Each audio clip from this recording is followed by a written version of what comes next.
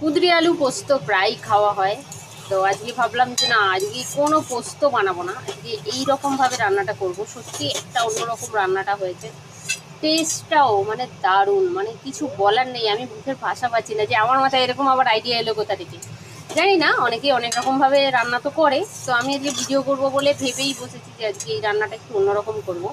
পোস্ত দিয়ে কুঁদরি অনেক খেয়েছি, নর্মাল আলু দিয়ে কুঁদরির তরকারি সেটাও খেয়েছি, কিন্তু এটা পোস্তও নয়, নর্মাল কুঁদরি আলুর তরকারিটাও নয়। কিন্তু এটা কি, এটা কিভাবে বানিয়েছি? এমনিতেও তোমরা তো দেখে বুঝতেই পারছো রান্নাটা যে কী পরিমাণ টেস্ট হয়েছে।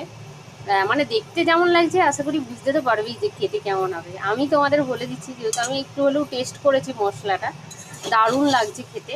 তাই তোমাদের কাছে রিকোয়েস্ট রইল, আমার first channel Adak family life, তোমরা যারা ভিডিওটা দেখছো তারা অবশ্যই কিন্তু সাবস্ক্রাইব করে আমার এই রেসিপিটির পাশে থেকো। আর এই রেসিপির ভিডিও খুব তাড়াতাড়ি তোমাদের কাছে আসবে। সবাই প্লিজ লাইক কমেন্ট সাবস্ক্রাইব করে পাশে থেকো। আর কিছুই তো চাই না, এটুকু দিলেই হবে, আমার সাথে থাকলেই হবে। আর যদি ভালো লাগে ভিডিও দেখো, আর যদি না লাগে তাহলে দেখো না, আমার অনেক রকম ভিডিও আছে, যেটা ভালো লাগে সেটা দেখো। তো চলো বন্ধুরা, রান্নাটা এবারে জল ঢালার সময় হয়ে গেছে।